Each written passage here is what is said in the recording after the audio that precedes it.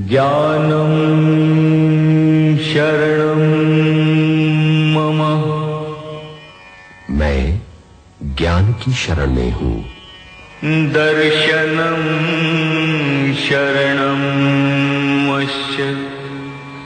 मैं दर्शन की शरण में हूँ। चारित्र्य शरणमश्च। मैं चरित्र की शरण में हूँ। तप संयमश्च शरणम। मैं तप तथा संयम की शरण में हूँ। भगवान शरणो महावीर। मैं भगवान महावीर की शरण में हूँ। इस दुनिया को विध्वंस से बचाने का एकमात्र मार्ग अहिंसा, जिसकी नींव पर खड़ा है अहिंसा का धर्म, जैन धर्म। आचार में अहिंसा, विचार में अनेकांत, वाणी में स्याद्वाद तथा समाज में अपरिग्रह का संदेश जैन धर्म ने इस संसार को दिया। जो तारण करे वही तीर्थ, और तीर्थ का प्रवर्तन करे वो तीर्थंकर। जैन धर्म के प्रथम तीर्थंकर भगवान ऋषभदेव ने मानव जाति को एक महान संदेश दिया। त्याग की भावना से प्रेरित होकर आदर्श जीवन जीने का, धर्म को प्राप्त करने का। इस परंपरा में 24वें तीर्थंकर हुए भगवान महावीर स्वामी।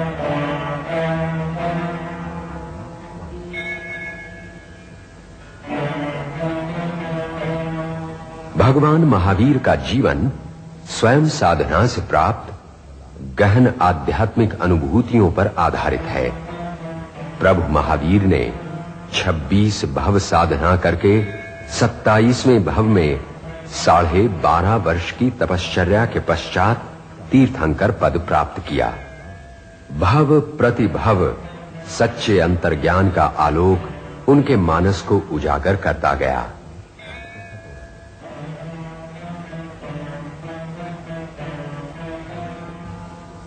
विशंति स्थानक के सभी 20 अथवा कोई भी एक पद की आराधना से तीर्थंकर गोत्र का सर्जन होता है।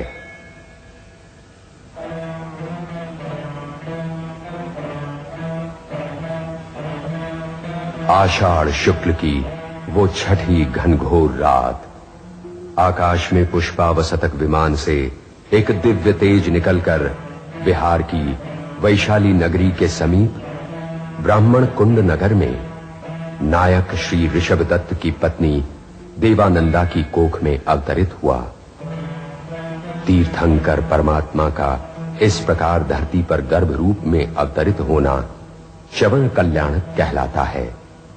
ये घटना मानव जाति के लिए महाकल्याणकारी थी।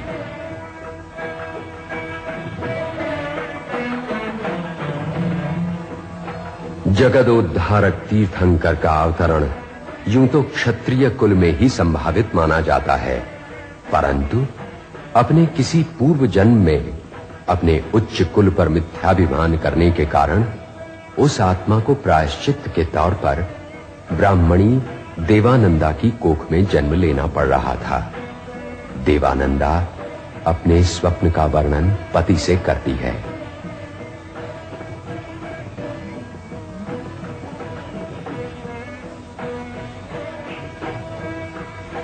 तीर्थंकरों के जीवन में कई आश्चर्यजनक दैवी घटनाएं देखने मिलती हैं। उनकी आत्मा की दिव्य ज्योति किसी सीमा या बाधा से नहीं रुकती।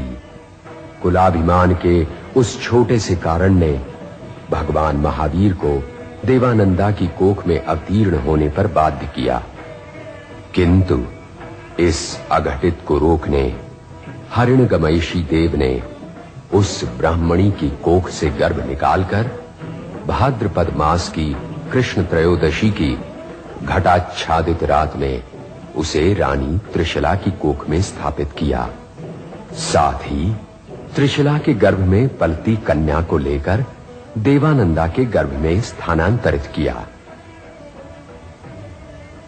लगभग 2500 वर्ष पूर्व अर्थात ईसवी पूर्व 6ठी शताब्दी में उत्तर भारत के बिहार राज्य के वैशाली नगर के निकट क्षत्रिय कुंड में त्रिशला उर्फ प्रियकारिणी रानी की कोख से भगवान महावीर का जन्म हुआ। इस घटना के पूर्व राजा सिद्धार्थ की रानी त्रिशला देवी ने इससे संबद्ध 14 स्वप्न देखे थे। इन स्वप्नों का रहस्य जानने के लिए स्वप्न पाठकों को बुलाया गया। स्वप्न पाठकों ने बताया कि ये स्वप्न सूचित करते हैं कि आपके घर कोई महान आत्मा जन्म लेने वाली है। स्वप्न में देखे सिंह से ये इंगित होता है कि बालक सिंह के समान वीर एवं उदार बनेगा।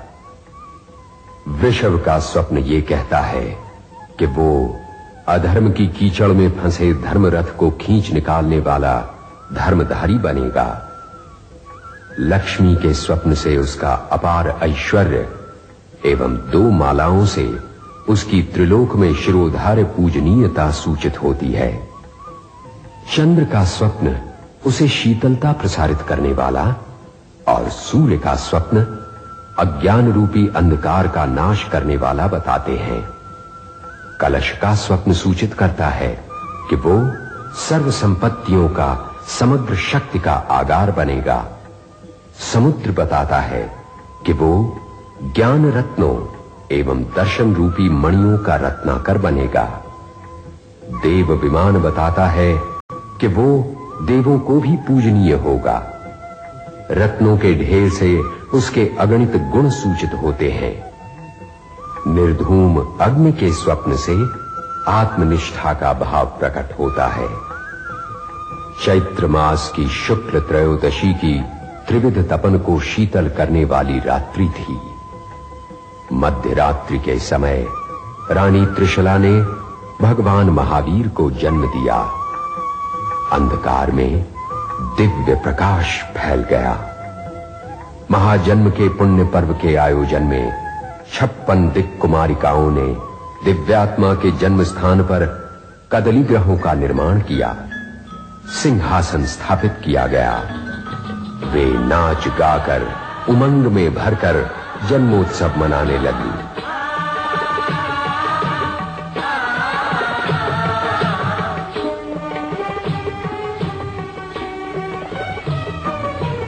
प्रभु के अवतीर्ण होने से ये धरती मंगलमय बन गई। दूर स्वर्ग और पाताल लोक के तमाम इंद्रों के सिंहासन डोल उठे।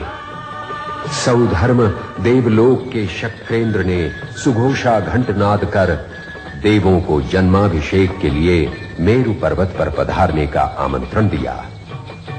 माता त्रिशला को अब स्वापिनी विद्या से निद्राधीन करके शक्रेंद्र ने अपने 5 रूपों को प्रकट करके प्रभु सहित मेरु पर्वत की ओर प्रयाण किया।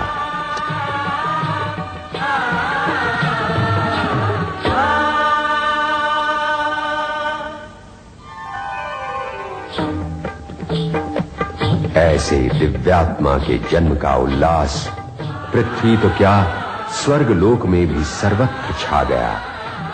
मेरु पर्वत पर स्वयं देवराज इंद्र ने आनंद उमंग सहित अभिषेक किया। अन्य देवी देवताओं ने भी नृत्य एवं गान द्वारा अपने अंतर का उल्लास व्यक्त किया। इसके पश्चात देवराज इंद्र भगवान को वापस रानी त्रिशला की गोद में रख आए। कुमार वर्धमान का बालपन अपार ऐश्वर्य में बीतने लगा। पूर्णिमा के चंद्र सा मुख, अष्टमी के चंद्र सा भाल, केश जैसे अमावस्या की रात, कजरारी आंखों में चमचमाते सितारे और कुंदन बरन कपोलों पर सदा खेलते खंजन। राजा रानी के प्यार दुलार में बालक वर्धमान देखते ही देखते 1 वर्ष के हो गए। माता पिता ने धीरे धीरे हाथ पकड़कर चलना सिखाया।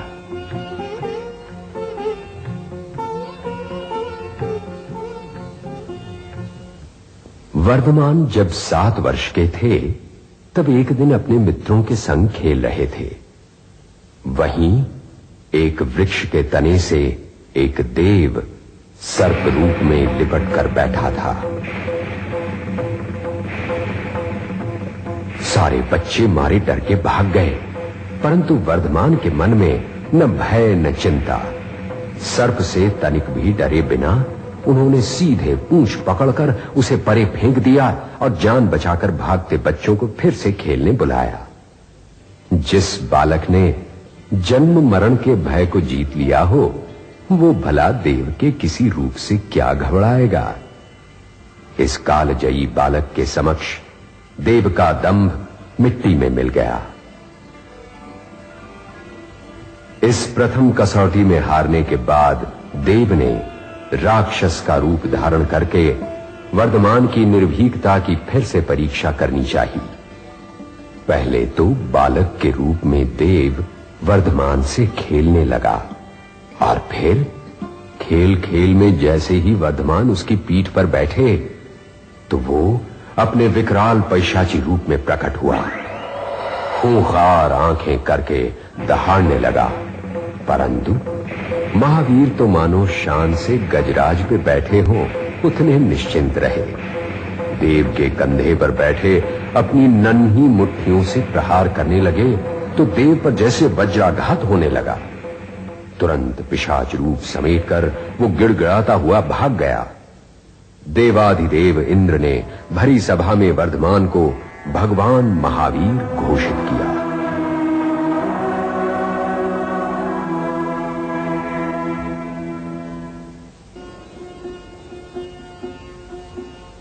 8 वर्ष पूर्ण होते ही राजकुमार वर्धमान को विद्योपार्जन के लिए पाठशाला में भेजा गया।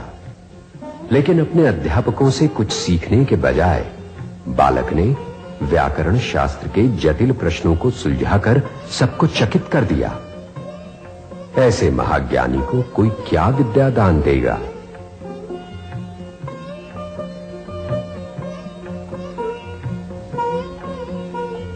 क्षत्रिय कुंड ग्राम गीत संगीत से गूंज उठा, मंगलगान होने लगा। आंगन सारा रंगोली से सुशोभित हुआ। द्वार चौखट पे वंदनवार लग गए। बड़ी धूम से कुमार वर्धमान का यशोदा के साथ विवाह संपन्न हुआ। समय बीतते प्रियदर्शना नामक कन्या की प्राप्ति हुई और यूं राजमहल में परिवार एवं प्रियजनों के सहवास में कुमार वर्धमान का जीवन आनंद प्रमोद में बीतने लगा।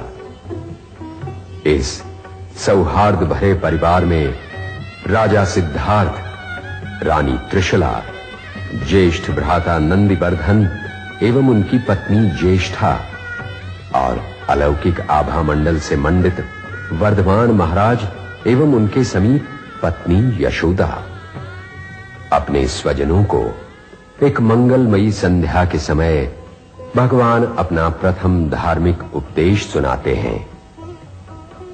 राजमहल के धन वैभव के बीच पलते राजकुमार वर्धमान को ये ज्ञात था कि उनके जीवन का लक्ष्य है इस संसार में प्रेम एवं अहिंसा की स्थापना करना। मरणासन्न पिता सिद्धार्थ को वर्धमान ने अंतिम धर्म श्रवण कराया।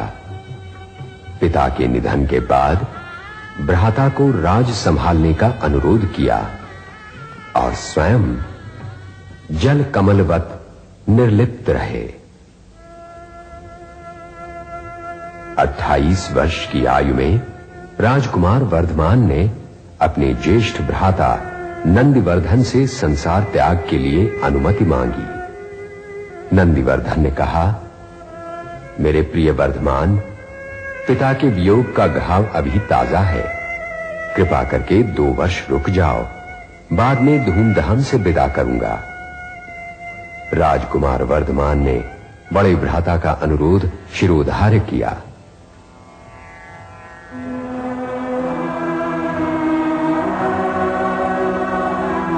उनतीस वर्षीय वर्धमान के समक्ष ऊर्ध्वाकाश में बसते एकावतारी 9 लोकांतिक देव उपस्थित हुए। करबद्ध होकर प्रार्थना करने लगे, एक ऐसे धर्म तीर्थ की स्थापना करें जो विश्व को परम शांति, चरम सुख एवं अपूर्व कल्याण प्रदान करे। संन्यास ग्रहण करने से पूर्व वर्धमान 1 वर्ष तक प्रतिदिन प्रातः काल 3 घंटे तक 1,08,00,000 स्वर्ण मुद्रा दान करते रहे। दीक्षा के दिन तक यूं निरंतर बरसी दान करके उन्होंने विश्व के समक्ष दान का महात्म्य प्रतिपादित किया।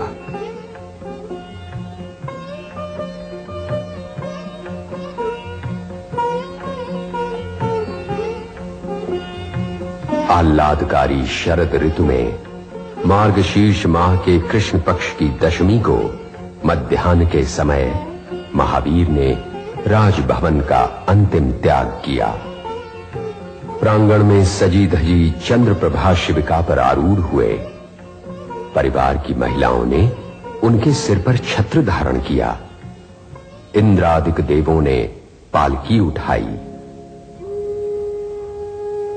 मार्गशीर्ष माह वदी दशमी का पावन दिवस था। वर्धमान ने 5 मुष्टि से अपने सिर के केश उखाड़ लिए। 1 मुष्टि से दाढ़ी एवं मूछें उखाड़ ली। क्षण भर में भवन को वन तथा वन को भवन बना दिया। निश्चय ही वर्धमान ने एक डग में अपने आप पर विजय प्राप्त कर ली। वर्धमान ने अहिंसा, सत्य, अचौर्य, ब्रह्मचर्य एवं अपरिग्रह इन 5 महाव्रतों को अपनाया। एकांतवासी, मौन व्रती एवं प्रायः उपवासी महावीर की तपश्चर्या के 12.5 वर्ष के अंतराल में उनकी निर्भीकता, अहिंसा एवं आत्मविजय की कठिन परीक्षा हुई। दीक्षा ग्रहण करने से पूर्व महावीर जी के सुगंधी द्रव्यों से आवेष्टित नयनाभिराम अंग सौष्ठव से सम्मोहित होकर युवक युवतियों के झुंड उनसे प्रेम की याचना करने उमड़ पड़े, परंतु वे निर्लिप्त रहे। मोराक सन्निवेश में द्विजंत तपस्वियों के विशाल आश्रम की एक कुटी में वर्धमान महावीर ने अपना आवास बनाया। घास फूस की कुटिया में महावीर ध्यानस्थ होकर साधना में लग गए। ध्यानमग्न महावीर की कुटिया की छाजन को गौएं चरकर नष्ट करती रहीं। कुलपति ने इस पर उपालंब दिया। तब वर्धमान ने संकल्प किया कि भविष्य में किसी को अपनी तरफ से क्लेश हो ऐसे स्थान पे नहीं रहूंगा। वर्षी दान के समय सोम शर्मा नामक ब्राह्मण महावीर की दान सरिता से वंचित रह गया था, क्योंकि उन दिनों वो धन कमाने परदेश गया था। लौटने पर वो दान मांगने उपस्थित हुआ और कुछ बचा न होने के कारण महावीर ने अपने कंधे पर के देवदूष वस्त्र में से आधा चीर कर दे दिया। सोम शर्मा उसे लेकर बुनकर के पास गया। बुनकर ने कहा, शेष आधा वस्त्र लाओगे तो पूरे की 1,00,000 सुवर्ण मुद्राएं मिलेंगी।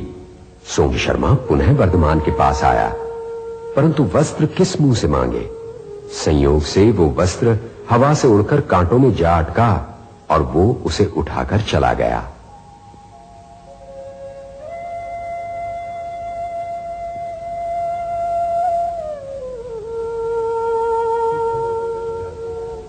सुखद या दुखद, अनुकूल अथवा प्रतिकूल, अच्छे बुरे, किसी भी समय क्रोध, ग्लानि अथवा प्रतिकार किए बिना समभाव से जीवन व्यतीत करते भगवान महावीर को एक बार एक क्रोधांध ग्वाले ने कोड़े फटकारे।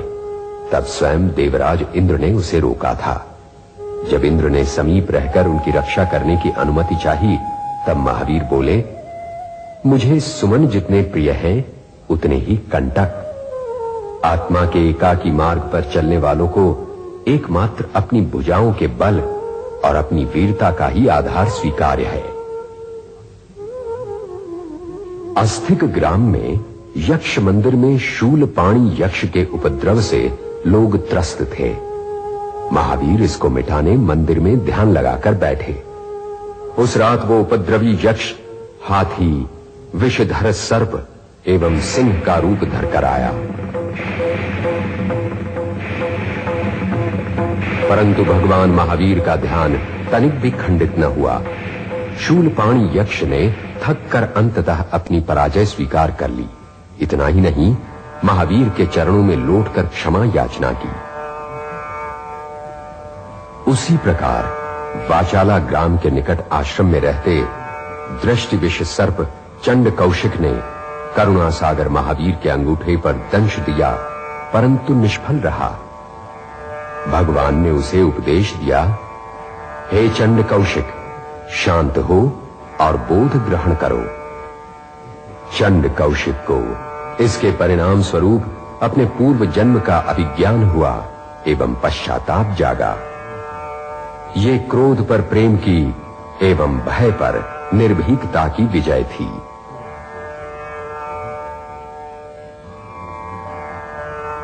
सुरभिपुर से राजगृही जाते मार्ग में गंगा नदी पार करने भगवान नाव में बैठे। अपने पूर्व जन्म के शत्रु भाव से प्रेरित सुदंश नामक नाग कुमार देव ने पानी में भयंकर आंधी उत्पन्न की। हिलोरें लेती नाव का मस्तूल चकनाचूर हो गया, परंतु भगवान निर्विघ्न ध्यान में मग्न रहे और इस महान आत्मा के पुण्य प्रभाव से सब सुरक्षित पार लगे। संगम नामक देव ने देवराज इंद्र द्वारा की महावीर की प्रशंसा को जुठलाने के लिए अनेक मायावी रूप धारण किए। कभी नेवला या बाघ या नवयौवना बनकर, तो कभी प्रचंड मातंग के रूप में आक्रमण किया। अंततः ध्यानस्थ महावीर के 2 पैरों के बीच अग्नि जला दी। फिर भी महावीर वृक्ष की भांति अडिग खड़े रहे। 6 मास बिना भिक्षान्न के काटे, और जब अंत में संगम क्षमा याचना करने लगा, तब भी उस महायोगी के मुखमंडल पर असीम प्रेम का भाव वैसे ही बना रहा। दीक्षा के 12वें वर्ष भगवान महावीर कौशाम्बी पधारे। बड़े कठिन अभिग्रह का पालन कर रहे थे वे। अभिग्रह के अनुसार भिक्षा न मिलने के कारण 5 महीने और 24 दिन उपवासी रहे। उसके पश्चात धनावह सेठ के निवास स्थान पर चंदनबाला नामक दासी में अभिग्रह की सभी शर्तें पूर्ण हुईं और महावीर ने चंदनबाला से उबली उड़द ग्रहण की। धनावह सेठ की इस दासी को सर्व अति तुच्छ मानते थे, परंतु वास्तव में वो तो चंपा नगरी के राजा की कन्या थी, अर्थात स्वयं कौशाम्बी के राजा की भांजी। दान के प्रताप से चंदनबाला में 5 दिव्य प्रकट हुए। धन्य तू चंदना। साधना काल के 12वें वर्ष में महावीर छम्माणी ग्राम की सीमा पर एक वृक्ष की छाया में ध्यानस्थ खड़े थे। तब एक चरवाहा उन्हें अपने 2 बैलों की रखवाली सौंप गया। कुछ समय बाद जब वो लौटा तो बैल नदारद। ध्यानस्थ महावीर से पूछने पर कोई उत्तर न मिला। मारे क्रोध के चरवाहे ने 2 बड़े-बड़े नुकीले शूल लेकर महावीर के कानों में गहरे खोंस दिए और बाहर झांकते छोरों को काटकर चल दिया। भ्रमण करते करते महावीर मध्यमा नगरी के सिद्धार्थ नामक वणिक के घर भिक्षा लेने गए। वहां खरक नामक वैद्य ने महावीर के कानों के भीतर गड़ी काष्ठ शलाका का पता लगाया और 2 हट्टे कट्टे आदमियों ने 2 सणसियों की सहायता से उन्हें खींच निकाला। स्वयं भगवान को भी पूर्व जन्मों के कर्मों का फल भुगतना पड़ा। अपने दीर्घ साधना काल में महावीर ने कुल 349 दिन भोजन ग्रहण किया, और वो भी मात्र 1 जून। जो मिला जितना मिला। शेष दिवस निर्जल उपवास। ध्यान जब धर्म ध्यान की पराकाष्ठा तक पहुंचा, तब उनकी आत्मा शुक्ल ध्यान के अति उज्जवल आलोक में नहा उठी।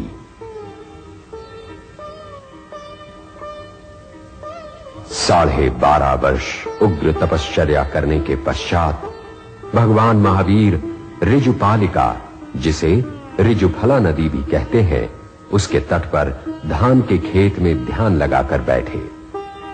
वैशाख सुदी की 10वीं थी और दिन का 4था प्रहर। षष्ठी का तप था। उस दिन शाल वृक्ष की छाया में गोदोहिकासन में बैठे उन्हें केवल ज्ञान हुआ।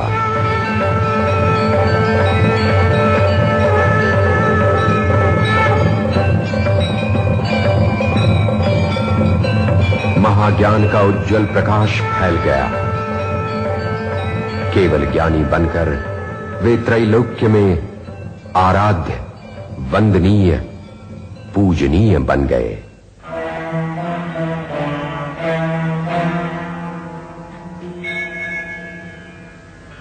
तीर्थंकर भगवान के विहार में 8 प्रतिहारे होते हैं, जो हैं अशोक वृक्ष, पुष्प वृष्टि, दिव्य ध्वनि, चंवर, आसन, भामंडल, दुंदुभि एवं छत्रत्रय। तीर्थंकरों के चरण स्वर्ण कमलों पर पड़ते हैं। उनके दर्शन मात्र से अनेक आत्माएं आध्यात्मिक भाव की अनुभूति करती हैं। महावीर की धर्म सभा को समवसरण कहते हैं। समवसरण में पूर्वोन्मुख बैठकर मालकंस राग में वे अपनी आध्यात्मिक सीख गाकर सुनाते हैं। अर्धमागधी भाषा के माधुर्य में लिपटी उनकी उपदेश वाणी देव, मनुष्य, पशु, पक्षी सभी के मर्म को द्रवित कर देती। इस समवसरण धर्म सभा की रचना स्वयं देव अपनी दैविक शक्ति से करते हैं। समवसरण में भगवान की मधुर कोमल वाणी से उपदेश निःसृत होता है। उपदेश के 3 चरण अर्थात गढ़ माने गए हैं। प्रथम चांदी का गढ़, फिर सोने का और तीसरा गढ़ मणिरत्नों से निर्मित। भगवान उपदेश सदैव अर्धमागधी में देते थे, परंतु उनके विशिष्ट अतिशयों के प्रभाव से हजारों जन एवं पशु पक्षी उसे अपनी अपनी भाषा में समझ लेते थे।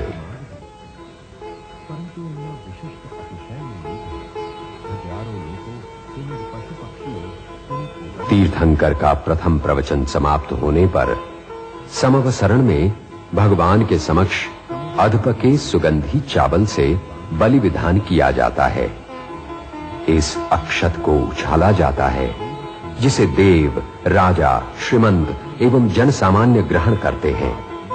अक्षत ग्रहण करने वाले की 6 महीने तक रोगों से रक्षा होती है और यदि वो रोगग्रस्त हो तो स्वस्थ हो जाता है।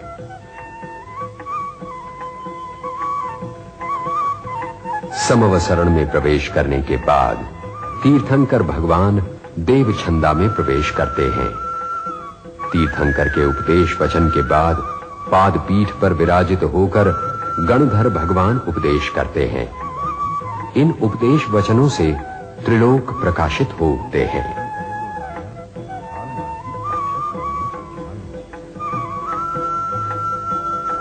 अपापा नगरी में रहते श्रीमंत ब्राह्मण सौमिल आर्य द्वारा आयोजित महायज्ञ में भारत भर के कर्मकांडी ब्राह्मण पधारे हुए थे, परंतु समस्त देव तथा मनुष्य गण तो भगवान महावीर की धर्म परिषद में सम्मिलित होने तत्परता से जा रहे थे। ये देख यज्ञ संपन्न करने पधारे पंडित इंद्रभूति सहित भारतवर्ष के 11 कर्मकांडी विद्वानों का अहम कुंठित हुआ। भगवान को शास्त्रार्थ में पराजित करने वे तत्काल धर्म परिषद के लिए रवाना हुए, किंतु सर्वज्ञ महावीर से कुछ गुप्त नहीं था। पंडितों के मन में क्या शंका है ये उन्हें ज्ञात था और भगवान ने अत्यंत आत्मीय भाव से मर्मस्पर्शी वाणी में समाधान किया। इससे वे इतने प्रभावित हुए कि उन्होंने अपने 11 शिष्यों सहित भगवान से दीक्षा ग्रहण की। तो इतना सशक्त था भगवान महावीर का समता, अहिंसा एवं अनेकांत का संदेश। विद्वानों के साथ हुए भगवान महावीर के इस वार्तालाप को शास्त्रकारों ने गणधरवाद कहा है।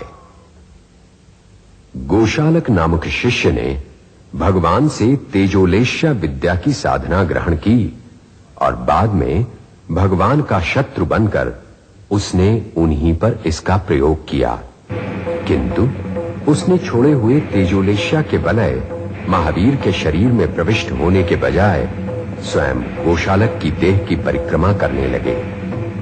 गोशालक और कुछ करने की सोचे उससे पहले ही वो बलय उसी के मुख में प्रविष्ट हुआ और स्वरूपवान गोशालक क्षण भर में कुरूप घिनौना बन गया। भगवान महावीर ने मगध, मिथिला, कौशल एवं कलिंग में भ्रमण किया। हजारों स्त्री पुरुष उनके अनुयायी बने। समस्त जीवों की समता के सिद्धांत से अहिंसा का आविष्कार हुआ। उन्होंने मन, वचन एवं कर्म की अहिंसा का उपदेश दिया। भगवान महावीर जीवन के 72वें वर्ष में प्रवेश कर चुके थे। उनकी ये अंतिम वर्षा ऋतु पावापुरी में व्यतीत हो रही थी।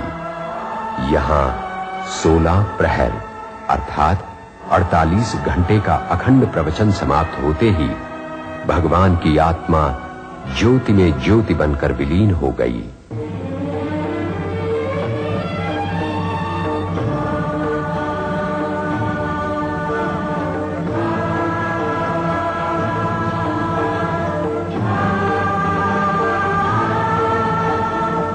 अपने पूर्व जन्मों की साधना, एवं अंतिम जन्म की महासाधना के परिणाम स्वरूप उन्होंने सर्वोच्च सिद्ध पद प्राप्त किया। जब भगवान महावीर ने निर्वाण प्राप्त किया, उस समय उनके परम शिष्य गौतम धर्मबोध देने कहीं गए हुए थे। अपने प्रिय शिष्य की अनुपस्थिति में प्रभु ने निर्वाण प्राप्त किया। जब ज्ञानी गौतम को यह दारुण समाचार मिला, तब पहले तो फूट फूट कर रो पड़े। फिर सहसा गौतम के मुखमंडल पर विषाद के बदले प्रसन्नता उमड़ पड़ी। उन्हें बोध हुआ कि संभवतः निर्वाण के समय मुझे प्रभु ने दूर रखकर यही दर्शाना चाहा कि साधना का स्थान स्नेह से कहीं ऊंचा है। ज्ञानी गौतम को ये अभिज्ञान होते ही उनमें वैराग्य जागा और केवल ज्ञान का आविर्भाव हुआ। इसके पश्चात देवों द्वारा रचित सुवर्ण कमल पर पद्मासन में आसीन होकर उन्होंने धर्मोपदेश दिया। आज से लगभग 2500 वर्ष पूर्व क्षमा मूर्ति भगवान श्री महावीर ने एक मूल्यवान उपदेश दिया था कि हर प्रकार की हिंसा से सर्वथा दूर रहो एवं जीव मात्र के प्रति प्रेम, मैत्री एवं सौहार्द की भावना रखो। उस प्राचीन युग में ये उपदेश जितना उपयुक्त था, उससे कहीं अधिक उसकी सार्थकता वर्तमान युग में है। आज का विश्व हिंसा एवं त्रासवाद के भय से निरंतर त्रस्त है। यदि मनुष्य को इस विभीषिका से दुनिया की रक्षा करनी है, तो उसके समक्ष एक ही मार्ग है, और वो है भगवान श्री महावीर का अहिंसा, मित्रता एवं समन्वय का मार्ग। बात व्यष्टि की हो या समष्टि की, हमारे समक्ष अहिंसा एवं प्रेम के सिवाय दूसरा पर्याय नहीं। हर व्यक्ति के लिए यही इष्ट होगा कि वो अपने दैनिक जीवन में इन मूल्यों को चरितार्थ करे। माया, मोह एवं ममता का त्याग करके तप एवं उत्सर्ग की भावना को अपनाए। जो व्यक्ति राग, द्वेष, तिरस्कार, कटुता आदि अनिष्टकारी वृत्तियों का बहिष्कार करके अपनी आत्मा को ऊर्ध्वमुखी बनाएगा, वही भगवान का सच्चा अनुयायी कहलाएगा।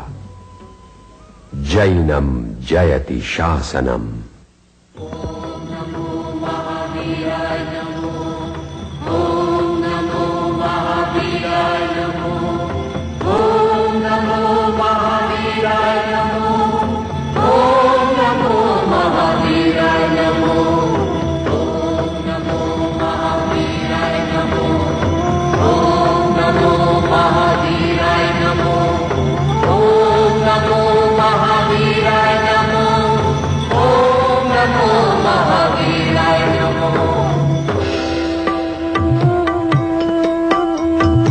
महावीर नो संदेशो एक दिन दुनिया में समझाशे। श्रद्धाए अहिंसा नो झंडो सृष्टि पर लहराशे। महावीर नो संदेशो एक दिन दुनिया में समझाशे। श्रद्धाए अहिंसा नो झंडो पर लहराशे। महावीर नो संदेशो एक दिन। ओम नमो महावीराय नमो। ओम नमो महावीराय नमो। ओम नमो महावीराय नमो। ओम नमो महावीराय नमो। ओम नमो महावीराय नमो। ओम नमो